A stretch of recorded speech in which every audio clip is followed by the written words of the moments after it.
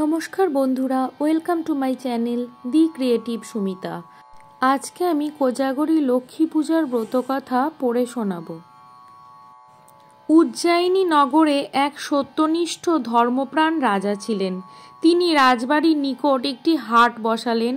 যার যে মাল বিক্রি হবে না তা তিনি কিনে নেবেন বললেন। এক কামার লোহার অলক্ষ্মী মূর্তি গড়ে হাটে বিক্রি করতে এলো। দিবা প্রায় অবসান, সে মূর্তি কেউ ক্রয় করল না। রাজা প্রতিজ্ঞা মতো দাম দিয়ে সেটা কিনে নিলেন। রাজা রাজকার্য সেরে রাতের বেলায় ঘুমিয়ে পড়লেন।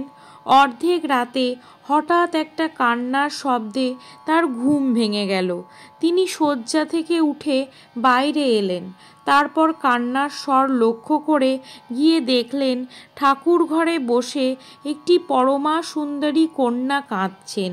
রাজা জিজ্ঞেস করলেন, মা, আপনি কে আর কাঁদছেনই বা কেন?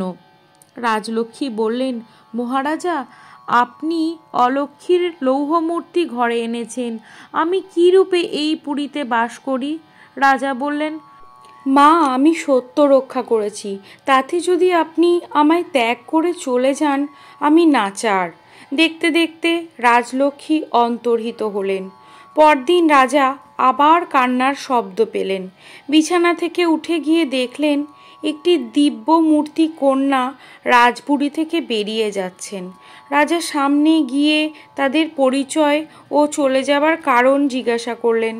কন্যা বললেন, আমি আপনার কুললক্ষ্মী, এই পুষ্পবর স্বয়ং ধর্ম।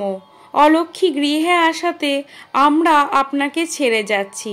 তখন রাজা ধর্মকে সম্বোধন করে বললেন, ধর্মরাজ, আমি সত্য ধর্মে প্রতিজ্ঞাবদ্ধ ছিলাম। আমার হাটে যার যা বিক্রি হবে না আমি নিজে কিনে নেব, সেই ধর্মরক্ষা আমি করেছি। কুললক্ষ্মী চলে গেলেন, কিন্তু ধর্ম আর যেতে পারলেন না। তিনি আবার পুরীর মধ্যে প্রবেশ করলেন। সেই দিন রাত্রে ধর্ম স্বপ্নযোগে রাজাকে বললেন, শুনো ওহে মহারাজ আমার বচন। প্রতিদিন দৈন্যতব ঘটিছে যখন, আমার সেবক হয়ে কষ্ট পাবে তুমি, কেমনই দেখিব বলো এ সকল আমি। কোজাগরী লক্ষ্মী পূজা করো অতঃপর, পূর্বের সুকৈশ্বর্য হবে অচিরে তোমার। আশ্বিন পূর্ণিমা হয় নিশি কোজাগরী, পিটুলিতে রং দিয়ে লক্ষ্মী মূর্তি গড়ি। চন্দন চর্চিত ফুলে নৈবেদ্য সাজাবে, নারিকেল পাটালি চিপিটক দিবে। পুজিলে দেবীরে যাবে অলক্ষ্মী আপনি, অলক্ষ্মী যাইলে পুনঃ পাবে সব তুমি। রাজা রানীকে স্বপ্নের কথা সব বললেন।